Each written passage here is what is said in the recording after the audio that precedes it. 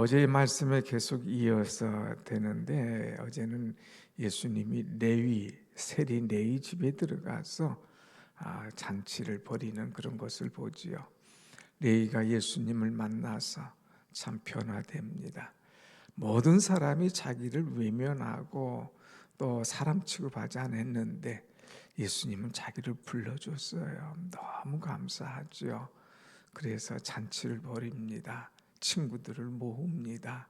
그럴 때 예수님과 제자들이 거기에 가서 함께 먹지요. 그럴 때 이 사람들이 그것을 보고 어떻게 너희는 죄인들과 세리와 함께 먹을 수 있느냐 하고 따집니다. 근데 예수님 두 가지 말씀하셨죠. 건강한 자는 의사가 필요 없지만 이제 병든 자는 의사가 꼭 필요하다. 나는 의인을 부르러 온 것이 아니라 죄인을 부르러 왔노라는 아주 말씀으로 주님께서 죄인들과 함께 하시고 그들과 먹고 마시고 그들에게 복음을 전하는 것 당당하게 말씀을 하셨습니다. 그럴 때에 이 사람들은 이제 꼬투리를 잡고 싶은데 이제 잔치 끝나고 나오기만 해봐라. 내가 가만두나 보자 하고 참 기다리고 있어요. 자, 이럴 때에 이제 예수님께서 잔치를 마치고 나오게 됩니다. 그럴 때 이제 나오자마자 이들이 딱 예수님께 붙어서 말씀하는 거죠. 그것이 바로 오늘 18절. 요한의 제자들과 바리새인들은 금식하고 있어. 그런데 당신과 당신의 제자들은 어떻게 금식하지 않고 그 죄인들과 먹을 수가 있느냐? 도대체 이거 있을 수 없는 일이 아니냔 말이야. 다 금식하고 있는데 어떻게 당신과 당신의 제자들은 금식하지 않고 이렇게 할 수가 있어? 하고 따져 묻는 겁니다. 자, 이 바리새인 어제도 얘기했지만 서기관 바리새인 이 항상 반대쪽에 있어서 괜히 따지고 시비 걸고 문제를 일으키는 그런 사람들인 것을 볼 수가 있습니다. 자, 그런데 이 금식에 관한 것을 놓고 예수님께서 정확한 또 해법을 말씀해 주고 있습니다. 여기 보면 바리새인들은 일주일에 2번씩 금식합니다. 그래서 월요일과 목요일에 금식을 하는데 이들은 정말 하나님을 위하여 주를 위하여서 복음을 위하여서 자신의 죄를 위하여 금식하는 것이 아니라 그야말로 사람들에게 보이기 위한 금식을 하고 있어요. 그래서 금식하면 괜히 막 힘없는 것처럼 하고 얼굴은 깨재재하고 머리결은 다 흐트러지고 너 왜 그래? 나 지금 금식하고 있어 하면서 뭔가 사람에게 자랑하려고 보이려고 하는 금식을 하고 있는 거예요. 그래서 이 외식적인 금식, 원래 성경에는요 금식은 1년에 딱 한 번 하도록 되어 있습니다. 1년에 한 번.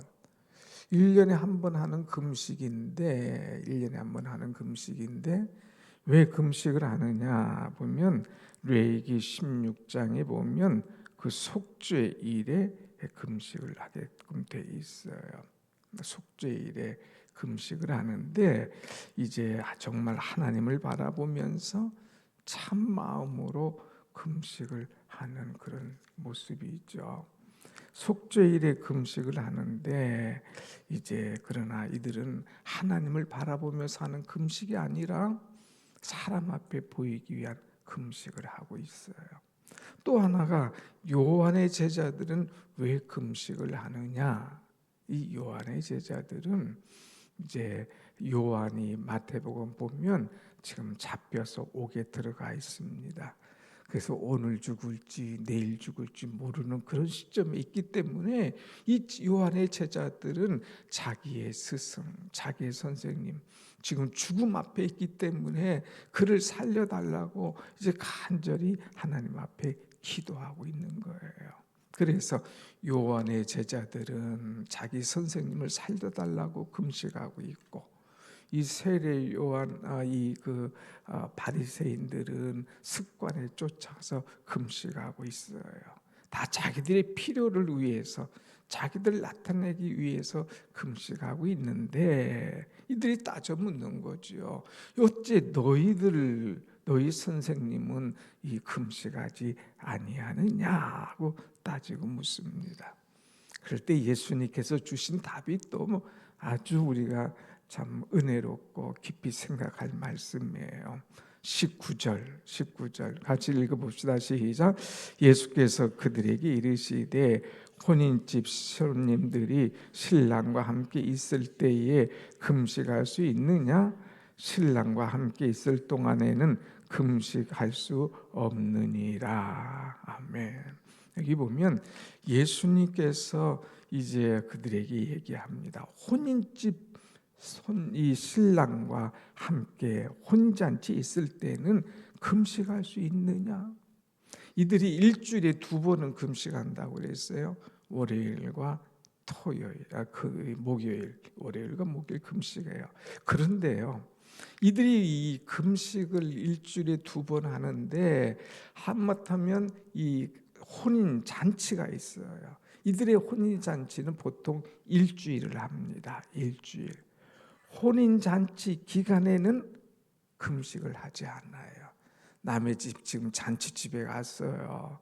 그러면 이제 신랑과 함께 그 집 그 주인들과 함께 잔치를 즐기는 거예요. 축하한다고 하고 마음껏 먹고 마시고 축하하고 잔치를 즐기는 그 기간에는 금식을 하지 않는 거예요. 너희들도 알잖아. 잔치 기간에는 금식해야 하네. 안 하잖아.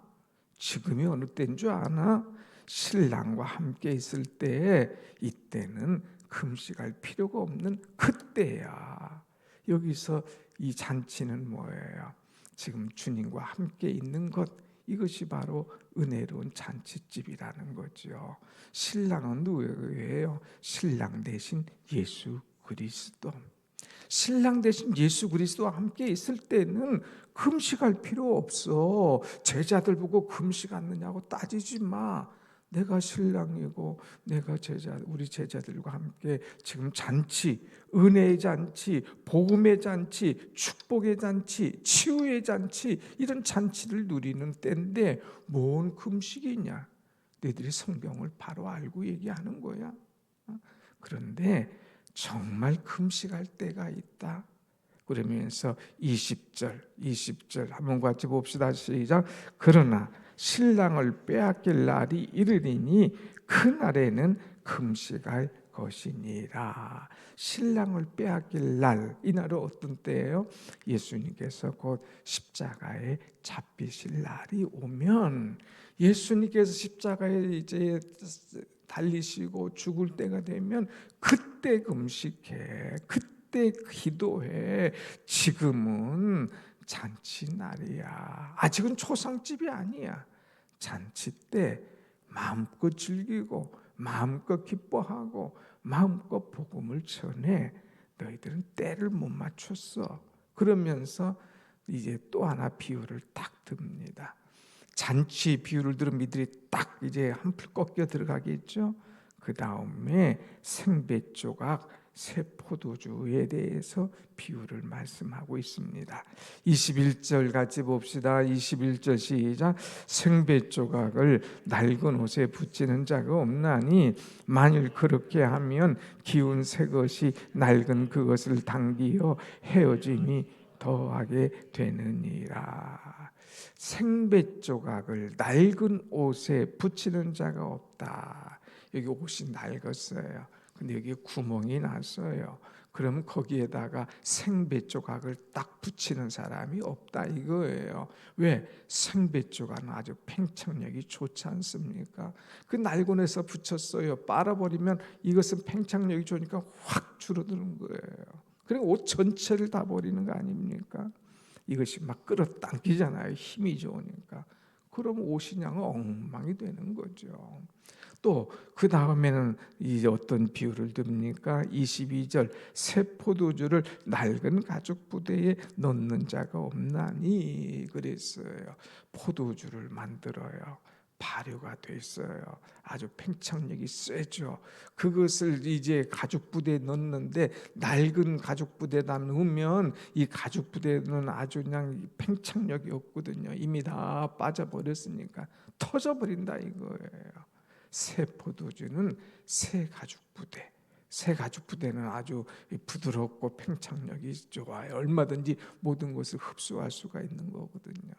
그러니까 이 새 포도주 팽창력, 발효가 힘이 센데 나이가 있으면 터져버려. 그러니까 새 포도주는 새 가죽 부대에다 넣어야 돼 하면서 뭐라고 했습니까? 맨 마지막에 보면 오죽 새 포도주는 새 부대에 넣느니라 그랬어요. 복음은 지금은 새 포도주야. 예수님의 말씀은 새 포도주야. 그런데 너희들의 낡은 사고방식, 낡은 고정관념, 거기다 자꾸 그것을 틀어넣으려고 하니까 이것이 충돌이 생길 수밖에 없어.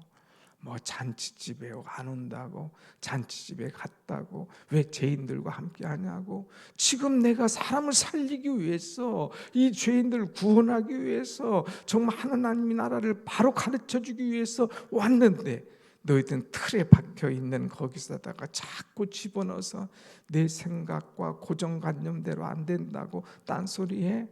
아니야. 틀을 받고 사고방식을 받고 하는 말씀이죠. 여러분, 우리는 신앙생활하면서 고정된 관념, 이것 때문에 복음을 받아들이지 못할 때가 있어요. 은혜로운 말씀, 은혜로운 것들이 있는데 내 옛날 사고방식 거기에 꽉 박혀가지고 더 이상 내가 치고 올라갈 수가 없다고 하는 것입니다.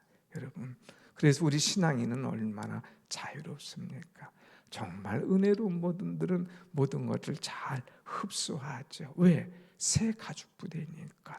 어떤 것이 와도 충돌 없이 그것을 아멘으로 받아들이고 꿀꺽꿀꺽 삼키고 그것이 잘 소화돼서 영양이 되는 거예요. 여러분, 항상 새 가죽 부대가 되어서 새 포도주를 마음껏 받아들이고 또 더 맛있는 포도주를 마실 수 있는 그런 은혜가 여러분 가운데 있기를 축원합니다. 아멘. 두 번째 또 새로운 일이 또 하나 터졌어요. 그것이 어떤 일이냐? 23절. 안식일에 예수님께서 밀밭 사이로 지나가실새 그의 제자들이 길을 열며 이삭을 자르니. 24절. 바리새인들이 예수께 말하되 보시오, 저들이 어찌하여 안식일에 하지 못한 일을 하나이까 그랬어요. 안식일 문제가 또 나옵니다. 이 또 자꾸 이 앞에서도 먹는 문제로 시비 걸고 이번에는 또 안식일에 또 먹는 문제를 가지고 시비를 걸고 있어요. 제자들이 예수님과 함께 밀밭 사이를 쭉 갑니다. 가다 보니까 이제 그 이삭이 있어요. 제자들이 그것을 자르게 됩니다. 아니, 안식일에 왜 이런 이삭을 자르는 일을 하느냐, 왜 안식일에 쓸데없는 일을 하느냐 하면서 따져드는 거예요. 여러분, 이들은요, 하나님은 안식일을 거룩하게 지키라 하는 명령을 딱 주셨으면 거룩하게 지키면 되는 거예요. 근데 거기다가 법을 막 66개 조항을 만들어 놓은 거예요. 그것을 놓고 세칙을 또 시행 세칙을 쭉 또 막 그냥 늘어 놓는 거예요. 그러니까 스스로 법에 걸려 가지고 나중에는 자기가 똑똑해서 법을 만든 것 같은데 그 법에 스스로 다 걸려 들어가는 거예요. 이런 어리석은 일을 이들이 하고 있습니다. 자, 그럴 때에 예수님께서 그들의 고정관념, 잘못된 것을 또 잘라주죠. 25절 같이 봅시다. 시작. 예수께서 이르시되 다윗이 자기와 및 함께한 자들이 먹을 것이 없어 시장할 때에 한 일을 잊지 못하였느냐. 너희들 혹시 사무엘상 21장 말씀을 알아? 다윗이 행했던 그런 일을 너희들 알고 있어? 너희들 요것만 보고 안식일에 뭐 몇 걸음을 걸어갔냐, 안식일에 밀 이삭을 잘랐느냐, 이것 가지고 얘기해. 구약에 봐라. 사무엘상 21장 보면 다윗이 골리앗을 무너뜨렸을 때 사울이 그냥 이 다윗을 은근히 받아들이기도 하지만 시기하고 질투하잖아. 죽을 수밖에 없는 처지에 있을 때 요나단을 통하여서 이제 나가게 되잖아. 이제 그가 쫓겨나서 광야 방황하고 다닐 때 배고프잖아. 그럴 때에 이제 이 제사장을 만나게 돼. 아비아달 대제사장 때에 하나님의 전에 들어가서 지금 나와 우리 함께 한 자리 너무 배고픕니다. 너무 힘듭니다. 그럴 때에 이 제사장이 여기에 있는 진설병 그것을 주게 돼. 이 진설병은 이 제사장 외에는 아무도 먹을 수가 없는 거예요. 근데 일주일에 한 번 이제 안식일 때가 되면 그것을 갈아 놓습니다. 새 것을 갈아 놓는데 새 것을 갈아 놓는 나오면 흔 것이 나오잖아요. 그건 제사장 외에는 먹을 수가 없는데 이들이 배고파하니까 그들 다윗과 그 일행에게 주었던 사건이 있어요. 그래서 그들이 그것을 먹고 살지 않았느냐? 안식일에 이 다윗과 그의 제자들이 그에 함께한 사람들이 이것을 먹고 살았지 않았느냐? 안식일은 사람을 위하여 있는 거야. 안식일은 사람을 살리는 날이야. 안식일이 사람을 살리는 날이고 이 안식일이 사람을 세우는 날이야. 이 안식일 가지고 자꾸 쓸데없는 거 법을 만들어서 하지 마. 사람이 안식을 위하여 있는 것이 아니라 안식일이 사람을 위하여서 있는 날이야. 너 안식일을 왜 하나님께서 세우셨니? 쉬라고 세우셨어. 안식일을 왜 세우셨는지 아니? 하나님께 예배하라고 세우셨어. 그래서 영적으로 예배하고 또 육적으로는 일주일 동안 열심히 일했으니까 쉼을 얻고 다시 충전하고 그리고 또 나가서 일하고 또 와서 하나님께 예배하고 쉬라고. 그래서 안식일을 주신 거야. 그런데 이 안식일에 쓸데없는 것 만들어 가지고 왜 사람을 피곤하게 하니? 하면서 이제 그들을 바로 안식일의 개념을 가르쳐 주고 있습니다. 그러면서 28절 같이 봅시다. 시작. 이러므로 인자는 안식일에도 주인이니라. 아멘. 안식일의 주인은 누구냐? 인자라 이거예요. 누구냐 이거예요? 예수님이다 이거. 예수님. 안식일의 진정한 주인은 예수님인 줄로 믿습니다. 아멘. 그래서 예수님과 함께 일하고 예수님을 위하여서 일하고 예수님과 함께 은혜를 나누는 것, 이것이 바로 진정한 안식일의 의미다 이거예요.